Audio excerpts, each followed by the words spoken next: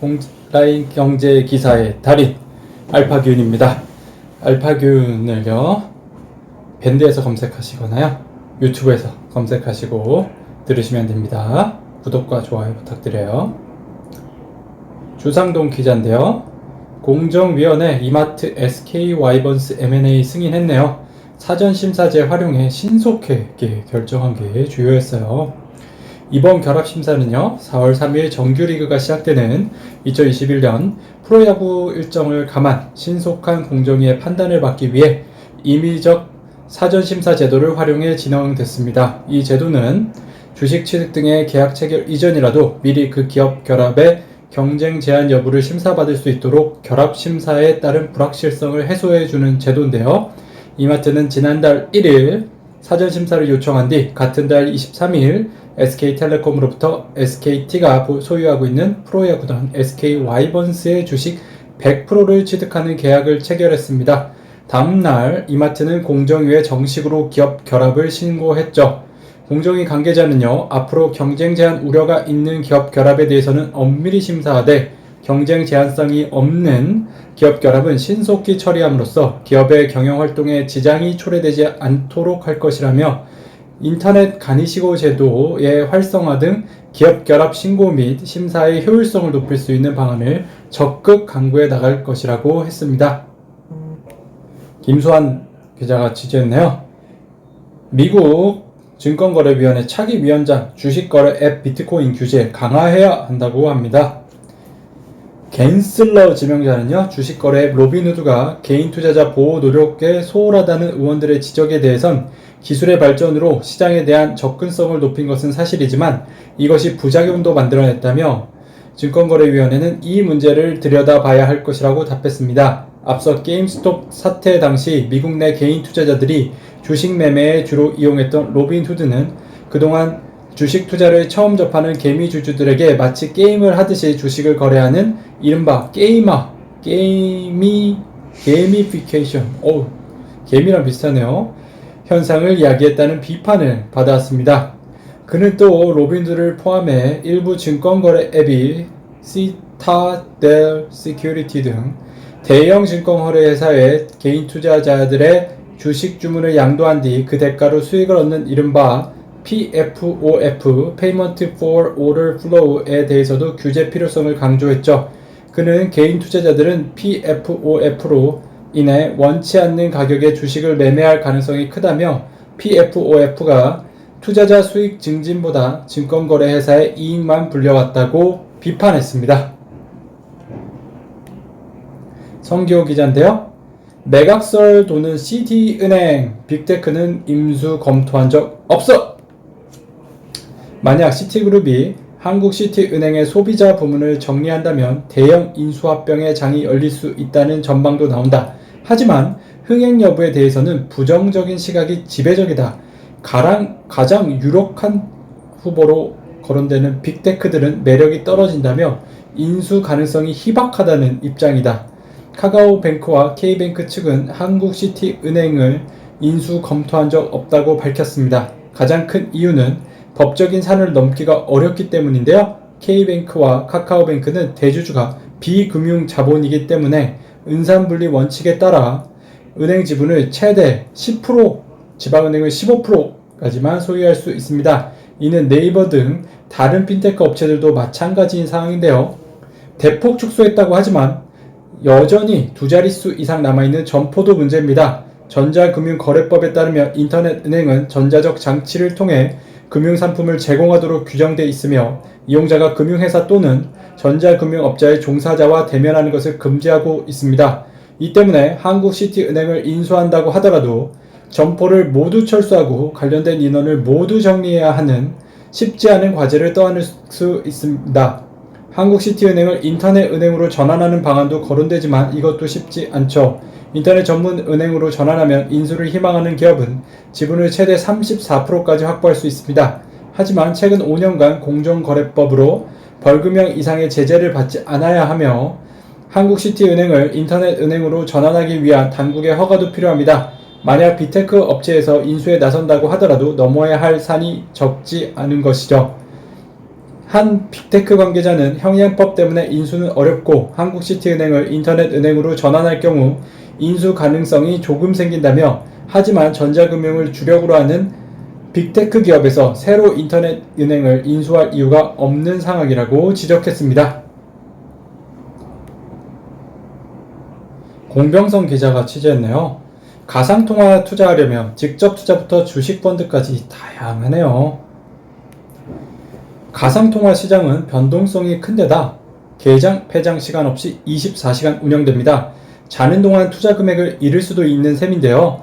때문에 변동성을 피하고 싶거나 24시간 신경 쓰기 힘든 투자자들에게 간접 투자 방식도 유효합니다. 대표적으로 가상통화 관련 주식 투자가 있습니다.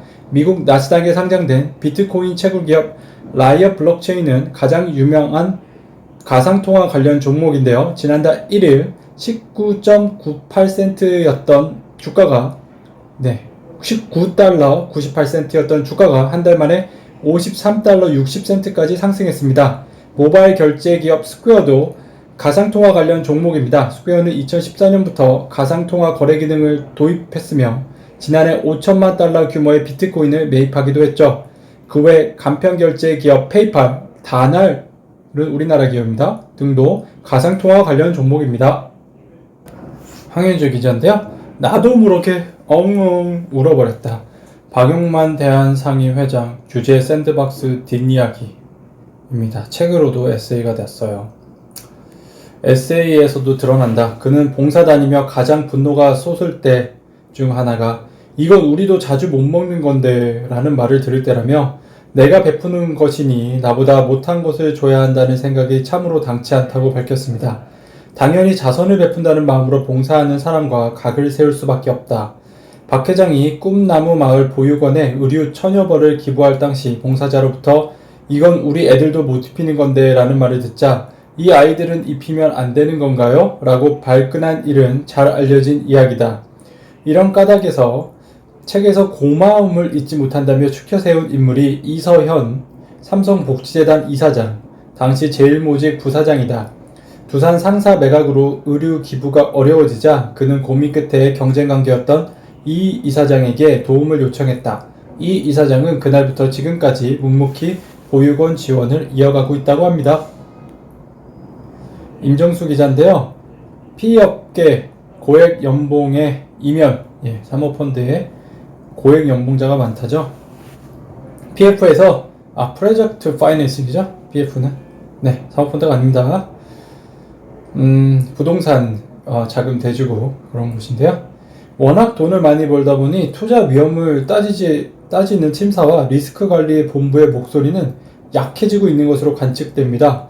영업부서에서 확보한 딜의 심사나 리스크가 딴지를 걸며 싸움이 되고 대표이사를 포함한 의사결정자들이 돈 버는 쪽에 손을 들어주는 경우가 대부분이라는 전언인데요. 이 정도면 호황이 아니라 과열은 아닌지 의심해봐야 합니다. 현재 분위기가 2011년 저축은행 사태 직전과 유사하다는 지적이 나오는데요. 당시에도 글로벌 금융위기를 탈출하기 위해 각국 중앙은행이 양적 완화를 단행해 유동성이 넘쳐났고 고금리를 내세운 개인들의 예금 자산을 포함한 상당한 유동성이 부동산 금융시장으로 흘러 들어갔습니다. 당시 건설금융 리스크 테이킹으로 잘 나가던 대형 저축은행 다수가 역사 속으로 사라진 지 오래입니다. 코로나19도 막지 못한 벤처 투자 열기, 강선청 기자입니다. 최근 6년 동안요. 벤처 투자를 받은 기업 4,521개사의 전체 기업 가치는 172조 9천억 원으로 코스닥 전체 시가총액 385조 6천억 원의 44.8% 수준입니다. 우리 경제에 보이지 않는 곳에 엄청난 잠재력이 있음을 말해주죠. 이 중 기업 가치가 1,000억 원이 넘는 예비 유니콘 기업은 2015년 51개사에서 2020년 320개사로 약 6.3배 증가해 향후 유니콘 기업이 될 후보층이 두터워졌습니다. 대학 총장 사명은 첫째도 둘째도 기금 조성, 고강봉 기자인데요. 카이스트 총장이 한 말이에요. 신 전 총장은 이 때문에 총장이라는 자존심도 버리고 발전기물 모으는데 총력을 다했다고 수레했다. 그는 하루 1억 원씩 발전 기금을 모아오지 못하면 밥값 못하는 총장이라고 생각했다. 자존감을 버리고, 자존심이죠. 버리고 열심히 발품을 판 결과 지난 4년간 약정금의 기준으로 4천억 원을 모을 수 있었다고 돌아봤습니다. 억망장자 블룸버그 하버드대에 1,700억 원 기부했네요. 이번 기부는 지난 2017년 블룸버그 전 시장이 3,200만 달러를 들여 출범한 블룸버그 하버드 도시 리더십 이니셔티브의 일환으로 각국의 시장들에게 도시 경영과 혁신을 가르치고 모범 사례를 공유하기 위한 취지로 이루어졌습니다. 뉴욕에서 3선 시장을 지내고 지난해 미 대선 민주당 경선에도 나섰던 블룸버그 전 시장은 모교인 존스 홉킨스 대에 30억 달러, 코넬 대 2억 달러를 기부한 바 있습니다. 네, 30억 달러입니다. 30억이 아니고요. 3조가 넘네요. 문화재 미술품 물납제 도입에 전 장관까지 한 목소리를 지금 내고 있어요. 자, 이제 상속을 못 내시는 분들이 집에 있는 미술품으로 상속세를 내는 거예요. 자, 물납제 도입이 급물살을 탄 것은요, 지난해 간송미술관이 소장하던 국가지정 문화재 보물 제284호와 285호인 불상 2점이 경매에 나오면서부터다. 2018년 간송 전영필의 아들 전성우 관장의 가족들이 상속세 납부와 미술관 소유 비용을 마련하기 위해 매각을 택했던 것. 게다가 최근에는 이건희 삼성그룹 회장의 타계 이후 미술 소장품의 가격 감정이 진행 중이라는 사실이 알려지면서 귀중한 문화유산 해외 유출에 대한 미술계의 우려가 커졌습니다. 이들 대표적인 소장가의 사례뿐 아니라 우리나라의 국보와 보물을 포함한 전체 국가지정문화재 4,900여 건의 50% 이상이 개인 소유입니다. 시도지정문화재 9,300건도 개인 소유가 상당하죠. 이 같은 상황을 고려해 상속세의 문화재, 미술품 물납제를 포함한 상속세 및 증여세법 일부 개정 법률안이 지난해 11월 이광재 국회의원을 통해 대표 발의됐습니다. 네, 이광재 국회의원은 어느 당 소속입니까? 궁금해지네요. 금리 발작은 단기 리스크다. 김영렬 기자입니다. 안정된 인플레이션은 경기 회복에 도움을 주죠. 물가 상승 압력이 커질 수 있으니 소비를 촉진하는 채찍 효과를 기대할 수 있고, 기업은 선제로 생산을 증가시키고 투자 활동을 앞당깁니다. 지난해 세계 경제가 코로나19 충격으로 역성장의 폭이 컸는데 2021년 대부분 국가 성장률 전망은 상당히 높습니다. 성장률이 높다면 당연히 물가 상승률도 상승할 수밖에 없는데요. 경제가 성장하는데 물가는 안정될 것이라는 분석은 잘못된 것이죠. 경기가 리플레이션 국면에 진입할 때 겪어야 할 과정이며, 일정 기간이 지나면 위험 자산을 다시 투자해야 하는 환경이 만들어지게 됩니다. 네, 저 경기가 좋아져서 금리가 상승하는 거, 인플레이션이 오고 그런 거는 안정적이라는 이야기네요. 증시 출렁대자 채권형 펀드에 돈 몰린다. 신물 기자입니다. 외국 채권에 투자하고 싶다면 해외 채권형 펀드도 대안이 될 수 있어요. 다만 이 경우에는 국내 채권형 펀드와 다르게 환변동, 특히 해당 펀드가 환회치, 환율 변동에 따른 위험 분산을 실시하는지 따져봐야 해요. 국내에 있는 해외 채권형 펀드는 대부분 달러를 활용해 환해지를 하고 있습니다. 일부 펀드는요, 일부러 환 변동에 노출되게끔 설계하기도 하는데요. 한 자산 운용사 관계자는 해외 채권형 펀드의 경우 채권 가치 변동보다도 환 변동에 더 민감하게 반응하는 경향이 있다고 설명했습니다. 지난 1년간 가장 높은 성과를 기록한 해외 채권형 펀드는 13%대의 수익률을 거둔 블랙록 차이나 채권 펀드입니다. 네, 왠지 블랙록 차이나 채권 펀드는 위안화 환율이 올라가면 수익률도 높아지나 봐요. 그러니까 13%나 낮죠. 김민석 기자입니다. 버버리, DKNY, 핸드백 생산하는 시몬느, 코스피 놓고 하네요. 명품 핸드백을 생산하는 기업인데요. 우리나라 기업이에요.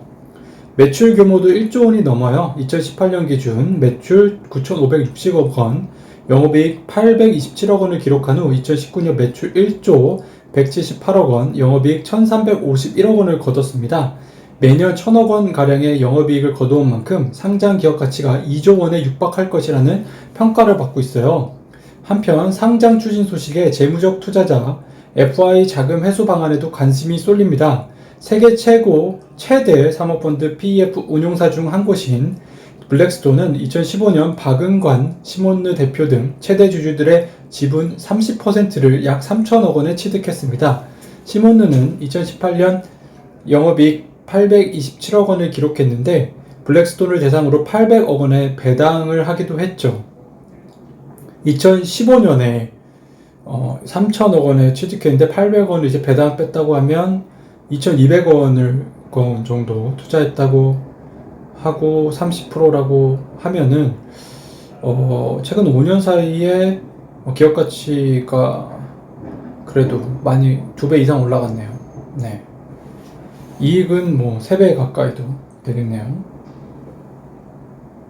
다음 주까지 쭉 네이버 유통주 쿠팡 상장 임박에 신고가를 내고 있네요. 증권가는 네이버를 포함한 국내 이커머스 업체의 기업 가치가 쿠팡을 기준으로 재평가될 것이라고 예상하고 있습니다. 앞서 대신증권의 경우 쿠팡의 기업 가치는 시총 50조 원을 기준으로 올해 예상 거래대금 33조 원 대비 1.5배 수준이라고 분석했어요. 이를 기반으로 계산된 네이버 쇼핑의 사업 가치는 28조 7천억 원입니다. 하지만 쿠팡의 시총이 높아질 경우 네이버 쇼핑의 사업 가치 역시 높아질 것으로 분석되고 있습니다. DH 올라탄 배민 커머스로 영통을 확정하고 있네요. DH의 배달의 민족 인수금액은요 4조 7,500억 원, 월 이용자 수는 1,715만 명, 주요 서비스는요 음식 배달, 비마트, 배민 쇼핑 라이브 커머스도 하나봐요.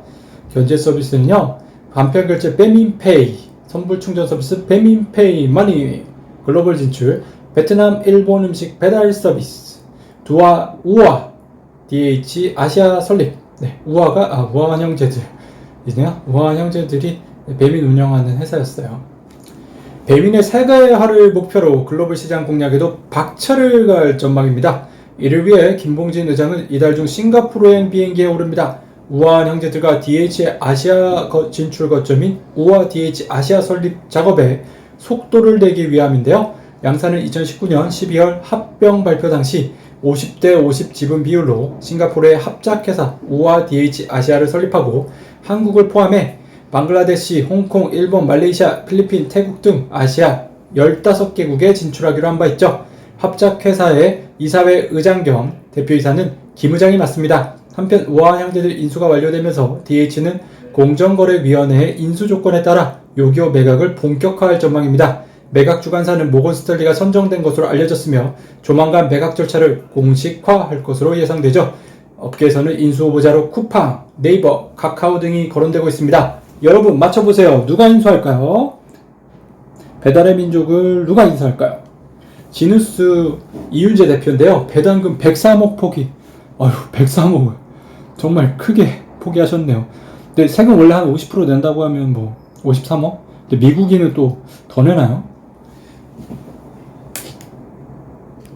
3일 업계에 따르면 지누스는 주당 800원씩 지난해 결산 배당을 하면서 이 대표의 지분 35.2%에 대한 배당을 실시하지 않기로 했고요. 지누스는 임직원이 보유한 자사주 또 배당에서 제외하고 일반 주주가 보유한 886만 주에 대해서만 총 70억 규모의 배당이 나섰네요.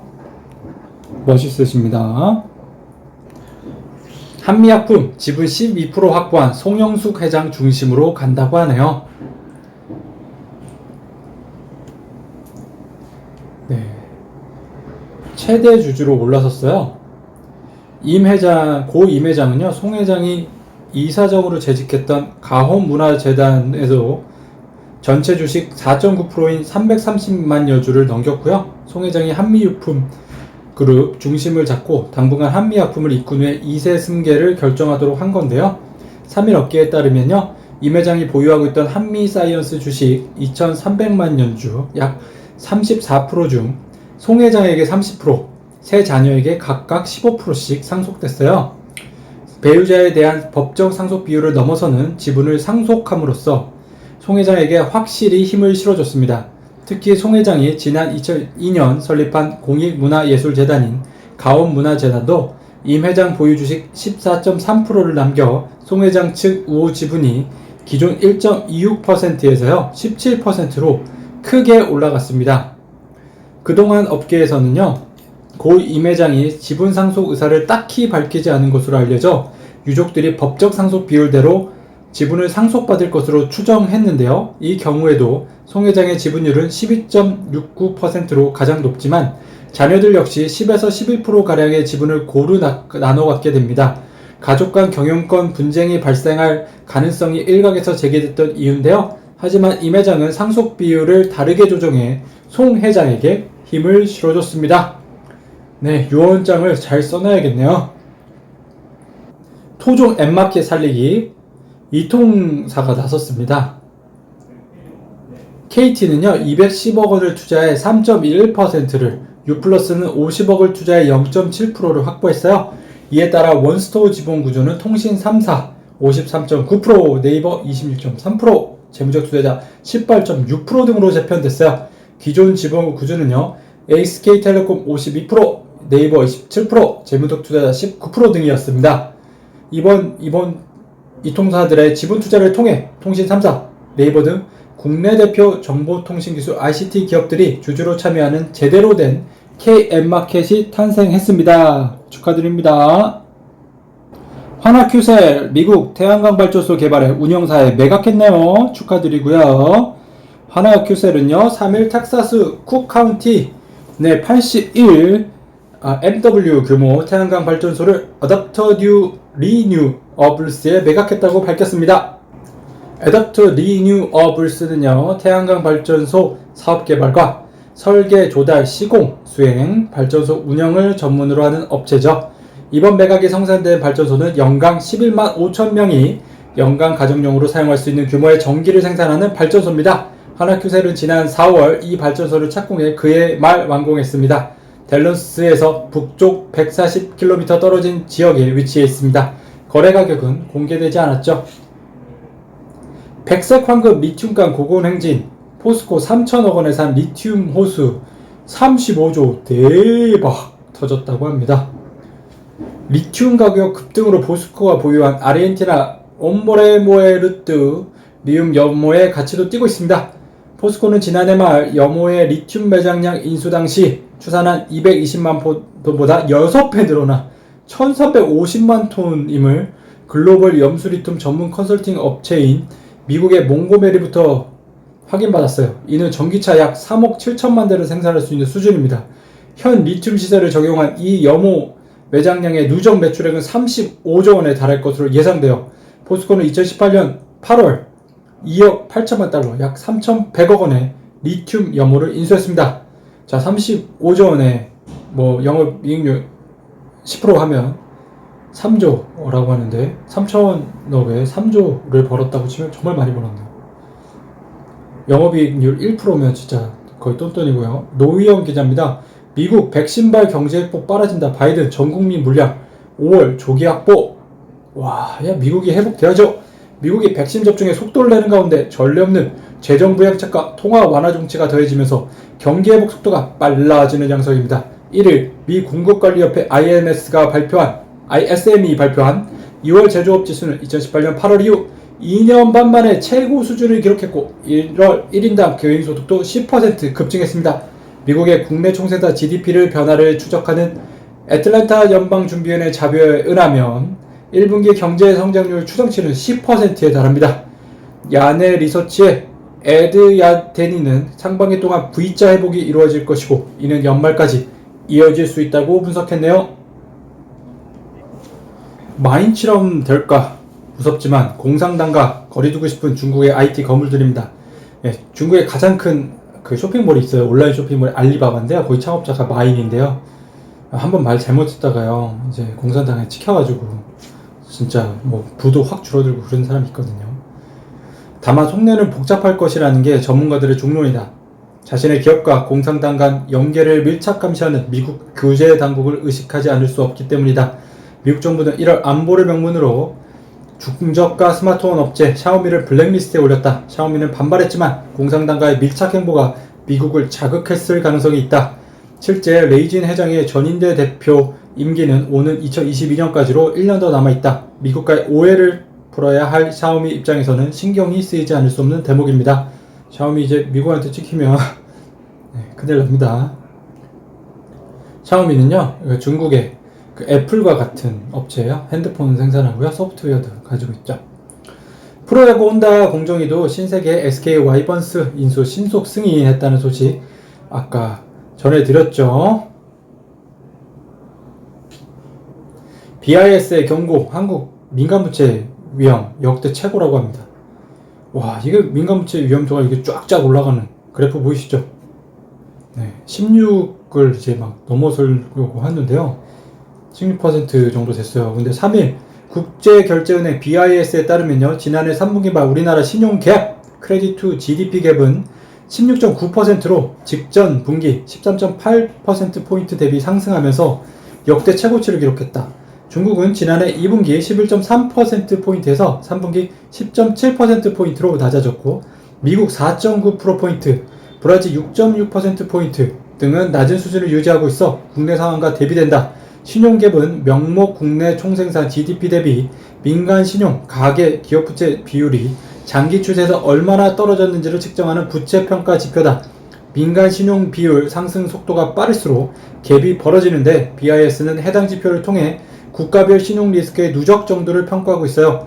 BIS 기준에 따르면 신용갭이 10%포인트를 초과하면요, 경고 단계 2에서 10%포인트면 주의, 2%포인트 미만은 보통으로 분류되는데 국내 민간 부채 상황은 크게 우려되는 측면이 있네요. 이렇게 듣고 보니까 우려가 많이 되는 것 같기도 해요. 강두승 기자인데요. ESG, 낙제기업, 사모펀드 투자 막힌다고 합니다. 글로벌 M&A 분석기관 머저마켓에 따르면요, 지난해 글로벌 M&A 시장은 3조 1630억 달러로 이중 PF 사모펀드에 의한 M&A 규모는 6,087억 달러에 달했다. PF에 의한 M&A가 20%를 차지한다는 얘긴데요. 국내에서도 PF 영향력이 커지긴 마찬가지고요. 금융감독원에 따르면 지난해 말 PF 투자 약정액은 97조로 정년보다 15% 이상 급증했어요. 최근 들어 PF가 기업 구조조정에 백기사로 나서는 일도 늘어나고 있어요. 대한항공은 기내식 면세사 어플을 토종 PF 운용사 한해컴퍼니에 매각했고요. CJ는요, 뚜레쥬로 매각을 위해 칼라이가 협상을 진행 중입니다. 진영태 기자인데요. 이베이 코리아 매각 개요. 예상 매각가는요 4에서 5조. 매각 주관사 모건 스탠리 골드만삭스. 주요 주주는 지금 이베이, UK 100%입니다. 인수 후보군 카카오, 신세계, 칼라일, KKR, MBK 등이고요. 예비 입찰 3월 중순. 이베이 코리아 실적이 쭉쭉 오르고 있죠. 네, 그래도 뭐 그냥 오르고 있는 건 아닌데 매출이 좀 오르는데요. 영업이익은 뭐 615억으로 거의 뭐 비슷한 상황이고, 2017년에도 623억이었으니까요. 전자상 거래 업체의 연간 거래 볼게요. 이베이 코리아 20조 원입니다. 네이버 쇼핑 26.8조 원입니다. 쿠팡 20.9조 원입니다. 쓱닷컴, 이마트 아시죠? 3.9조 원. 정말 작네요. 롯데온 7.6%, 6조 원. 롯데온도 꽤 되네요. 자, 롯데온이나 쓱닷컴, 이마트나 둘 중에 하나가 인수하게 되면요, 와, 세 개사로 좁혀지네요. 그리고 MBK 파트너스라고요. 홈마트, 홈플러스 인수한 곳이 있는데요. 여기가 인수할 수도 있는데요. 그 오프라인 유통인 홈플러스 와 전자상거래 이베이 코리아를 연계하는 볼트온 전략으로 또 하나의 거대 유통사를 설립하는 큰 그림도 가능하다고 합니다. 진영화 기자예요. 영국 증시 차등 의결권 도입, 금융 허브 위상 되찾는다. 네, 최근에 쿠팡 상장으로 차등 의결권이 좀 핫한 이슈가 됐는데요. 런던 증시에 상장하는 회사 창업주에게 차등 의결권을 부여할 것을 권고했어요. 차등 의결권은 회사에 기여한 사람이 보유한 주식에 일반 주식보다 많은 의결권을 부여하는 제도인데요. 외부 투자금이 유입돼 기존 대주주 지분이 희석되면 경영권 행사에 제약을 받을 수 있지만, 차등 의결권이 있으면요, 이런 우려 없이 안정적 경영이 가능합니다. 월스트리트저널은요, 차등 의결권은 미국에 상장하도록 성장 기업을 끌어들이는 자석 역할을 라고 평가했고요. 또 기업 인수 목적 회사 스펙 합병 대상 기업이 결정되면 해당 스펙의 주식 거래를 중단하는 현행 제도를 개선해야 한다고 제안했어요. 스펙주주들이 인수 기업과 합병하길 원하지 않으면 거부할 수 있도록 투표권을 보장할 것을 요구했습니다. 김태성 기자가 취재했습니다. GS25 한국인이 가장 좋아하는 편의점으로 됐네요. 네, 여러분은 어느 편의점이 제일 좋으십니까?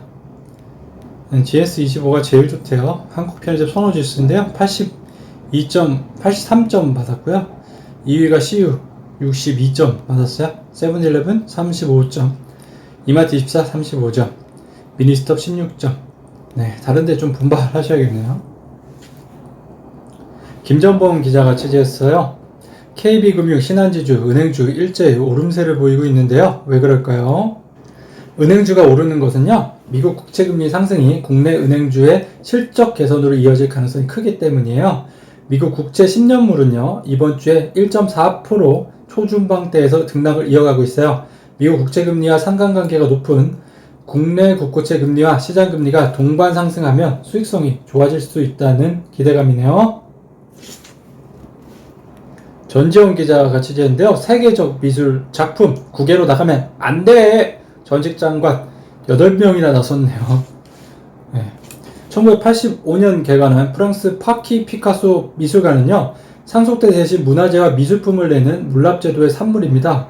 1973년 피카소가 사망한 후 유족이 상속대 대신 미술품 200여 점을 기증한 덕분에 이 미술관이 세워졌죠. 프랑스는 1986년부터 상속세는 물론 증여세, 부유세도 문화재 미술품 물납이 가능하도록 했습니다. 그러나 한국은 아직 이 제도가 법제화되지 않아서요, 상속세를 내기 위해 미술품을 파는 유족이 대부분입니다. 한국예술문화단체 총연합회, 한국미술협회, 한국박물관협회, 한국화랑협회 등 문화예술단체 12곳과 정병국, 유진용, 박양우 등 전직 문화체육부 장관 8명이 3일 정부에 상속세 물납제 도입을 촉구하는 호소문을 내기도 했습니다. 한국 보건의료 데이터 놔두고 일본, 호주 데이터 쓰는 현실이네요. 데이터 3법의 취지는요, 비식별 가명 정보 개념을 도입해 활용도를 높이자는 건데요. 문재인 대통령은 2018년 데이터는 미래산업의 석유라며 데이터 경제 가속화를 천명했어요. 지난해에는 디지털 뉴딜의 핵심 사업으로 데이터댐 건설을 꼽는 등 데이터 강국에 박차를 가하고 있습니다. 데이터 경제로 빠르게 전환하려면 데이터를 효율적으로 가공 분석해 활용도를 높이고 거래도 활성화해야 합니다. 특히 보건의료, 금융분야는요, 데이터를 활용해 산업을 혁신하고 키울 여지가 무궁무진하죠. 정부기관이 깐깐한 기준으로 데이터 활용에 발목을 잡아서는 곤란하겠네요. 김인수 기자입니다. 인사팀과 블라인드 앱, 대기업 다니시는 분들은 블라인드 앱을 사용해가지고요, 서로 연봉도 이렇게 서로 공유하고요, 힘든 적도 이렇게 하고요, 익명 게시판 같은 겁니다. 자기 이름이 드러나질 않아요. 그러니까 뭐 솔직하게 얘기할 수 있죠. 하지만 자, 이제 인사팀장에 달리 생각했어요. 인사팀장은 블라인드를요, 최고의 경쟁자로 본다고 했습니다. 인사팀과 블라인드 중 누가 먼저 직원들의 불만을 파악하는가를 놓고 경쟁한다고 했죠. 인사팀은 그 경쟁에서 이기기 위해 사내 익명 게시판과 메신저를 활용한다고 했습니다. 불만이 올라오면 문제를 파악하고 어떻게 해결할지 답글도 신속하게 답니다. 메신저로 불만사항을 수시로 접수해 해결하기 위해 노력하죠. 블라인드보다 사내 게시판과 메신저를 활용하는 게 직원들 스스로에게 더 이득이라는 걸 보여주고 싶다고 했어요. 직원들에게 블라인드보다 더 큰 가치를 창조함으로써 경쟁에서 이기겠다는 뜻입니다. 한국경제 사설인데요. 여당 무슨 자격으로 민간기업 CEO 연임 반대하나? 네, 포스코 관련된 소식이에요. 국회의원이 국민 대표 기관이라고 하지만 민간기업 CEO의 거취에 대해 직접 압력을 행사할 어떤 자격도 권한도 없다. 포스코 주주 구성은 외국인을 포함한 소액주주 70%, 자사주 12%, 국민연금 11%, 미국 자산운용사 블랙록 5% 등이다. 그런데도 여권이 최 회장 연임에 반대 목소리를 높이는 것은 산재 이외에 다른 이유가 있기 때문이라는 추측이 나온다. 이는 완전한 민간기업이 된 포스코 인사에 여전히 영향력을 행사하려 든다는 것이다. 설사 최 회장이 연임에 성공하더라도 조총을 앞두고 단단히 길들이기를 해놓으면 향후 포스코나 계열사 임원 인사의 입김을 확대할 수 있다는 해석입니다. 쿠팡 뉴욕 증시 상장의 진짜 이유 두 번째 이유입니다. 최근 쿠팡의 뉴욕 증권거래소 상장이 화제가 됐는데요. 한국에는 차등 의결권이 없기 때문에 미국으로 갔다고 해서 우리나라도 제한적으로 차등 의결권을 도입하겠다고 합니다. 그러나 차등 의결권은 문제의 핵심이 아니죠. 미국 증권시장이 대규모 자금 조달에서 한국보다 유리하다는 게 중요 요소일 것입니다. 여기에 더해 미국에 상장하면 정부 간섭도 거의 없고 이사회 운영, 주주총회, 주식과 사채 발행, 이익 배당 등 거의 간섭이 없어요. 게다가 기업규제 3법, 감사선임시 3% 룰, 감사위원 분리선임, 이익 공유, 국민연금의 경영 간섭 등을 신경 쓸 필요도 없기 때문이죠. 박동희 기자인데요. 쿠팡과 김범석이 여전히 증명해야 할 것들. 쿠팡에 관심이 정말 많네요. 쿠팡의 미국 증시 입성은 한국의 아마존이라는 인식 덕분이라는 게 미국 언론들의 대체적인 평가예요. 김 의장이 100년 쿠팡을 만들기 위해 어떤 꿈을 그리고 있는지는 현재로서는 알기 어렵습니다. 그는 여전히 외부에 그의 비전을 밝히기를 꺼린답니다. 자, 이게 아마존 그냥 따라한 게 쿠팡이다 이런 말이에요. 어쩌면 그는 베이조스가 아니라 앤디 제시와 더 비슷할지도 모르겠다. 작년 말 아마존의 새 수장에 오른 제시는 베이조스 곁을 오래 지키며 그의 사고와 행동 방식을 흡수한 베이조스 아바타다. 아마존의 성공 방정식 중 하나로 아류는 살아남을 수 없다는 철칙이 꼽힌다. 아마존 웨이로 성공을 거두고 있는 쿠팡이 이 모순을 어떻게 극복할지 지켜볼 일입니다. 송경모 기자예요. 중위계층 선호 경향을 보라고 하네요. 책도 있고요. 마키아벨리식으로 표현하면요. 정치인들이 아무리 자신의 비르투, 즉 특정 정책을 관철할 의지와 역량을 지니고 있다고 하더라도 그를 둘러싼 포르투나, 즉 거역할 수 없는 물리적 제약을 결코 극복하지 못한다고 합니다. 그리고 이 제약은요. 한 사회 안 중위 투표자의 세계관의 대체로 반영돼 있어요. 시진핑이 한때 부채 척결에 이어 최근 환경오염 방지에 골몰하는 것은 그가 도덕적 지도자여서가 아니라 중국이 개혁개방 이후 고소득자가 대거 증가한 상황에서 중위계층의 지지를 유지하기 위한 포석일 수밖에 없기 때문인데요. 그런 관점에서 지금 중국이 처한 포르투나를 고려하면 지금까지 보여온 미국을 향한 대립각은 누그러질 수밖에 없습니다. 세계화 태조와 국익 우선주의가 대두한 이유는 도널드 트럼프의 개인 선호라서가 아니라 미국 중위계층 시민이 시계추가 그리 기울었기 때문입니다. 최다은 기자인데요. BH 회장이 BBQ 전산망 불법 접속, 치킨 전쟁 접입 가경이네요. BBQ는요, 과거 자회사였던 BHC를 2013년 미국계 사모펀드에 매각하면서 BHC가 BBQ의 소스 파우더 등을 일정 기간 공급하도록 해주겠다는 내용의 계약을 맺었어요. 이후 BBQ는 BHC로부터 물류를 공급받는 과정에 신메뉴 개발 정보 등 영업비밀이 새어나가고 있다는 이유로 계약을 파기했죠. 이와 관련해 BBQ 관계자는 BHC 측은 일방적 계약 종료라고 하지만 BHC 측이 해킹하고 사내 문서를 불법 다운로드한 정황이 드러나 신뢰할 수 없어 BHC와 계약을 종료한 것이라고 했네요. 최혜림 기자인데요. 니오 판매호조에도 급락한 까닭. 니오는 중국의 전기차죠. 하지만 증권업계에서는요, 수익성 악화가 단기적이라고 분석했습니다. 니오가 지난해 9월부터 전기차 배터리 구독 서비스를 시행하고 있기 때문인데요. 전기차를 살 때 배터리 없이 저렴한 가격으로 차체만 구매한 뒤 배터리는 매달 사용료를 내고 빌리는 식입니다. 이제일 유진투자증권연구원은 처음 차체를 판매해 생기는 수익이 적어 단기적으로 수익성이 약해졌지만 구독 서비스로 중장기적인 현금 창출호를 보유한 것이라고 설명했습니다. 김리안 기자인데요. 아틀라스 합병 반대 소액주주들 한국의 컴퍼니의 MOM으로 반격한다고 합니다. 자, MOM이 뭡니까? 네, 합병 이슈를 벌이고 있는 한국의 컴퍼니와 한국 아틀라스 BX 일부 소액주주 사이에 갈등이 잦아질 기미를 보이지 않고 있다.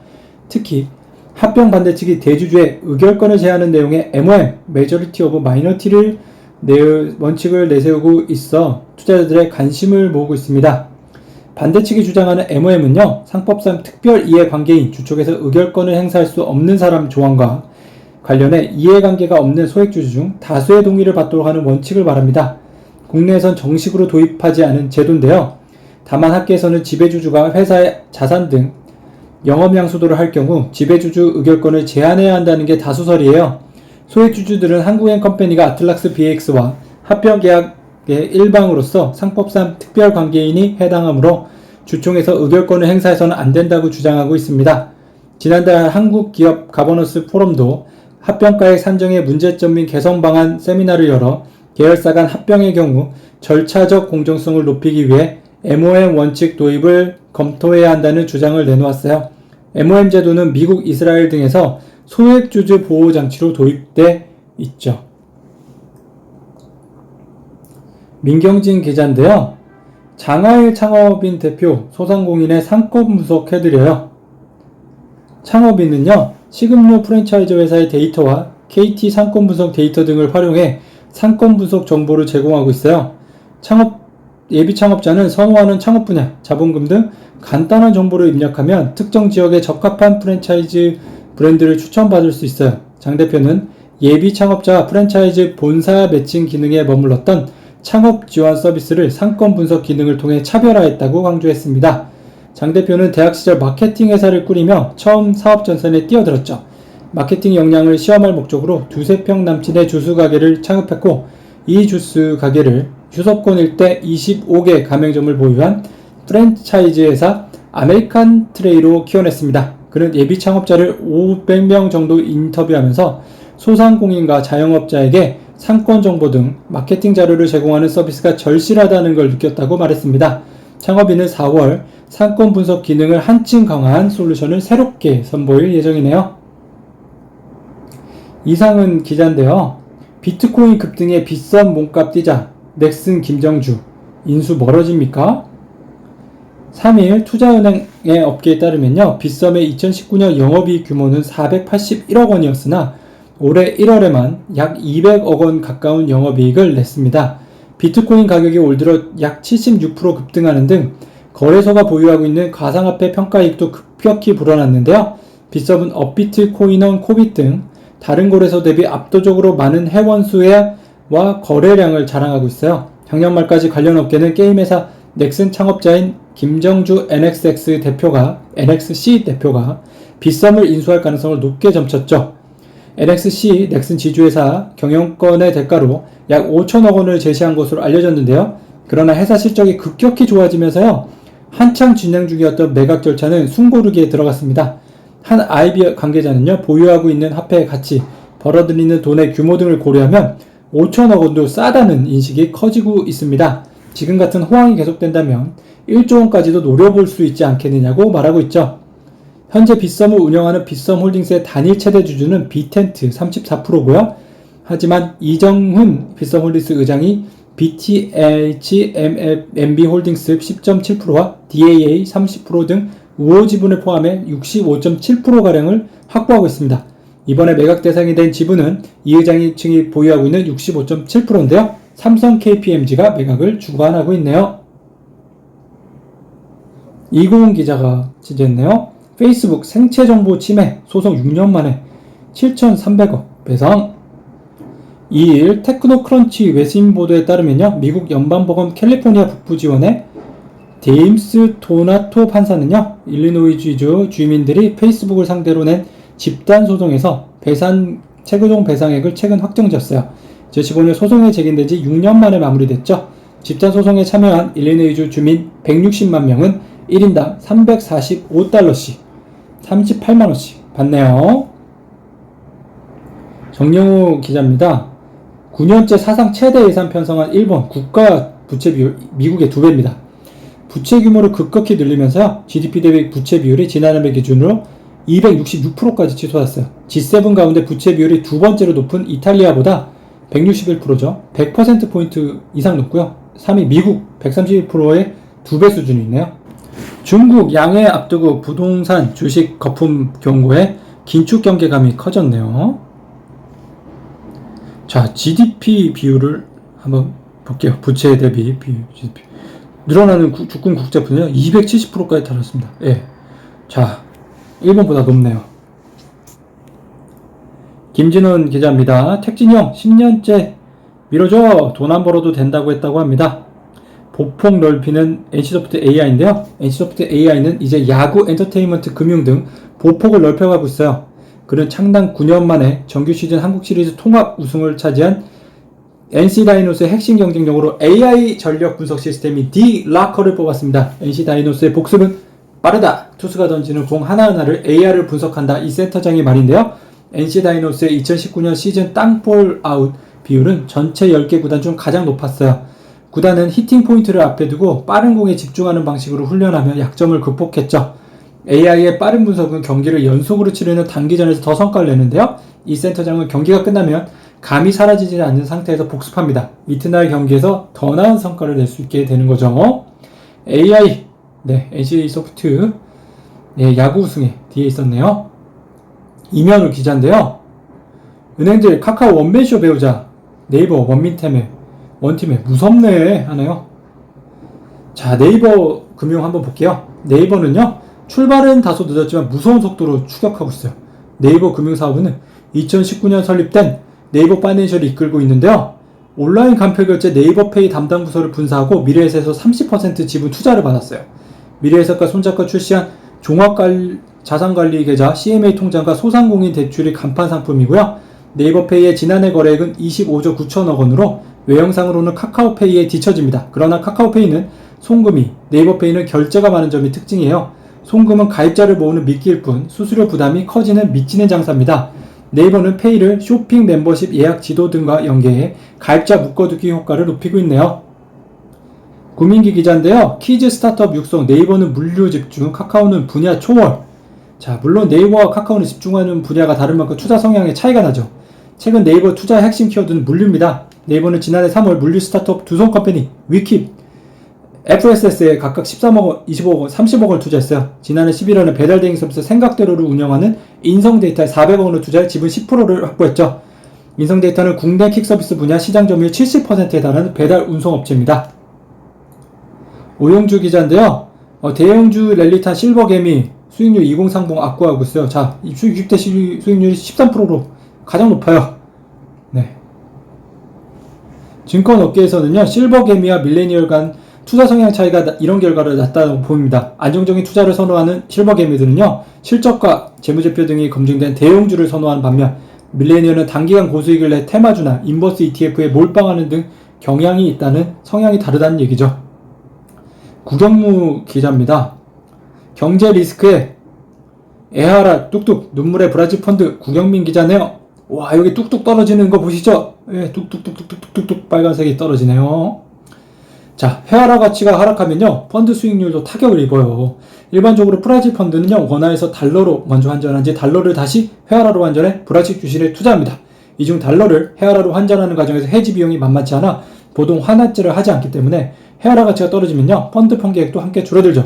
브라질 부동산에 투자하는 펀드도 예외는 아닙니다. 최근 미래에셋 자산운용은 2012년 설정한 미래에셋 맵스 프론티어 브라질 월 지급식 부동산 펀드를 청산키로 결정했어요. 지난 1월 기준으로 설정인 뉴욕 펀드 수익률은 마이너스 85%에 달합니다.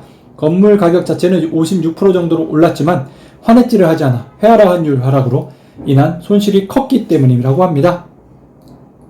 방윤영 기자가 취재했는데요. 경매시장에서 상가하고 주택, 근린주택 매각가율 100% 훌쩍 넘었네요.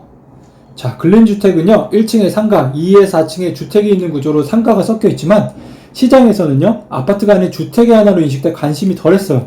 이제는 주변에 상권이 형성되어 있는 경우 근린주택을 상가와 사무실 등으로 용도를 변경해 근린상가처럼 활용할 수 있어 꼬마 빌딩 범주 안에 들어왔습니다. 우 팀장은요, 20억에서 30억짜리 고가 아파트가 정리하고 나오는 사람들이 일부 있는데 매각한 돈으로 다시 아파트를 사자니 종부세, 양도세 등 각종 규제가 걸려 근린주택으로 눈을 돌린 것이라며 비교적 합리적 가격으로 구매하기 위해 경매 시장을 찾다 보니 경쟁이 치열해지면서 최근 매각가율이 높아지는 현상이 두드러진 것으로 보인다고 합니다. 오상은 기자입니다. 구글, 애플 말고 원스터 오라! 라고 하죠. 자, 연내 IPO를 추진하는 원스토의 기업 가치도요, 지분 투자 배경이 됐어요. 원스토는 꾸준한 이용자 증가로 10분기 연속 거래액이 상승했습니다. 지난해 거래율 증가율은 지난해 전년보다 34% 늘었어요. 인앱 결제 강화로 갑질 논란을 부는 구글 등 해외 앱마켓 18%의 2배 가까운 증가율입니다. 지난해 당기순이익 출범 이후 5년 만에 흑자로 전환했죠. 네, 여러분들 이제 핸드폰 사면요, 바탕화면에 원스토어 아마 깔려 있을 거예요. 구글 플레이 스토어도 깔려 있는데 대부분 구글 플레이 스토어 제일 많이 쓰는데요. 자, 원스토어는 우리나라에서 하니까 좀 많이 써주시면 좋겠습니다. 자, 이렇게 보면 KT, SKT, LG 플러스 있는데 SKT가 그래도 주요 주주네요. 네이버가 그 다음이고요. 이재용 기자가 취재했어요. 한솔그룹 가지치기 마무리, 조동길 회장 사내이사 등판 책임 경영 강화하네요. 자, 지주회사 체제 변환 직후 조 회장의 지분율은 4.16% 불과했으나 지난해 17.23%까지 높아졌고요. 재단법인 한솔문화재단이 보유한 주식 7.93% 등 특수관계자 지분이 30%를 넘어섰어요. 경영권 방어를 위한 안정적인 지분율을 확보하면서 33%, 조 회장이 직접 일선에 나선 것이 아니냐는 평가입니다. 지난해 한솔홀딩스가 3년 만에 실시한 기말 배당금도 조 회장의 지분 확보를 위한 현금 확보 차원이었다는 분석이 나옵니다. 주명호 기자인데요. 현대글로비스 중국 최대 물류사업 말손 실크로드 사업에 나선다고 하네요. 네, 여기 보세요. 인천에서 뭐 시안에서 뭐 이렇게 유럽까지 쫙쫙 가네요. 3위 현대글로비스는요, 창지우그룹 유럽법인 자회사인 아담폴의 지분투자 협약을 체결했다고 밝혔고요. 이는 현대글로비스는 아담폴 지분 30%를 창지우에 매각하고 투자 파트너로서 공동사업을 추진합니다. 현대글로비스는 창지우의 중국 내 네트워크를 활용해 유럽 및 중국 완성차 업체를 대상으로 공격적인 영업도 전개한다는 계획인데요. 이미 양사는 최근 공동으로 독일의 프리미엄 메이커 완성차를 독일 딩골핑에서 중국 청두까지 철도로 시범 운송한 바 있어요. 향후 본 물량도 공동 영업을 통해 수주할 계획입니다. 김재영 기자가 취재했네요. 막 열리는 중국 양회, 시진핑 장기 집권 수순 밟을까? 8%가 예상되고 하는데요. 중국 성장률이. 우선 중국이요, 이번 양회에서 경제성장률 목표치를 제시할지 관심 보이고요. 지난해 코로나19로 수치를 내지 않았어요. 중국 경제성장률은 지난해 2.3%에 그쳤지만 주요국 가운데 유일한 플러스 성장이 있고요. 올해는 8% 이상 성장할 것이 거의 확실시됩니다. 민민중신증권연구소 부소장은요, 만약 양회에서 성장률 목표치를 6%로 설정한다면 무의미할 뿐 아니라 실제 상황에 부합하지 않는 목표치가 된다고 밝혔어요. 또한 성장률 목표치를 8% 이상으로 정하면 내년 목표치는 올해보다 낮춰야 하기 때문에 시장의 우려를 불어일으킬 수 있다고 덧붙였죠. 이에 따라 현지 전문가들은 성장률 목표치를 올해도 제시하지 않거나 최소 6% 이상처럼 하한만 정할 것으로 예상합니다. 또 올해 경제가 반등세를 이어갈 것 때문에 중국은 리스크 관리 강화와 함께 완화적 통화정책 점진적 출구 전략을 추진할 것으로 보입니다. 지난해 중국 일반 공공예산 적자율은 3.7%에 달했지만 올해는 3% 이하로 줄어들 전망이네요. 김지상 기자입니다. 지배구조와 해방꾼들. 루이스 사태 이후 4개월 뒤인 2010년 2월 뉴욕 검찰은 메릴 린치 부실을 제대로 공개하지 않은 채 인수를 감행했다며 증권사가 혐의로 그를 기소했어요. 종합해보면 뱅크 오브 아메리카 지배구조로 인한 문제가 이미 예고된 상황에서 리스크 해소를 위해 별 노력을 기울이지 않았다는 말이 되죠. 뱅크 오브 아메리카 뒤늦게 JP모건 이사회가 연 1회 승계계획을 검토하거나 AIG가 매년 승계계획을 수립하도록 의무화한 것을 참조해 매년 CEO가 이사회에 이 승계계획을 제출하도록 강제했습니다. 지금 국민연금이 우리나라 회사에 하라는 것과 좀 비슷하네요. 김진영 기자가 취재했네요. 공공을 지워야 공공이 산다. 작년 4월 서울 서초구 신반포 15차 재건축 시공사 선정이 있었고요.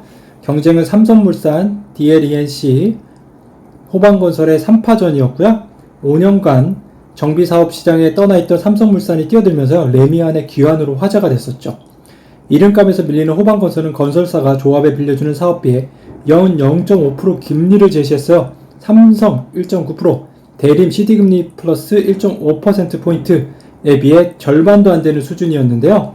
여기에 공사비 390억 원 무상 지원까지 내걸었죠. 이 정도면 역마진이라는 업계의 평가인데요. 시공사가 조합에 돈 주고 공사해주는 셈이었죠. 하지만 승자는 레미안 삼성물산이었어요. 물론 레미안이란 브랜드가 장기적으로 더 돈이 될 거라는 계산을 했겠지만 조합원들은 당장 눈에 보이는 수백 원의 돈보다 불확실한 미래 가치를 선택했습니다. 이 정도로 재건축을 까다롭게 하는 고르는 게 조합원들이에요. 김은명 기자가 취재했는데요. 복합 쇼핑몰도 의무 휴업, 올가매 어쩌나, 온라인의 취업, 규제의 취업 라고 합니다. 신세계그룹은요, 스타필드 등 복합 쇼핑몰 투자에 향후 2년간 1조 2,500억 원을 투자할 예정이고요.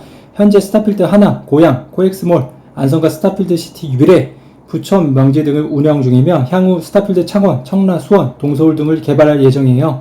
롯데쇼핑도 쇼핑몰 사업에 박차를 가하고 있습니다. 롯데쇼핑이 지난해 롯데사상 개발을 운영하던 쇼핑몰 사업을 인수하며 미래 리테일 성장 동력은 복합 쇼핑몰 사업 경쟁력 강화에 기존 백화점, 마트 등 전통적인 유통 포맷의 출범은 지향하고 국내외 복합몰 사업에 집중하며 상권별 경제 우위를 달성하고자 한다고 설명했어요. 현재 롯데몰 대구 수석, 올하이모 등이 추진 중입니다. 자, 오늘까지 뉴스 전해드렸고요. 내일 또 오겠습니다. 감사합니다.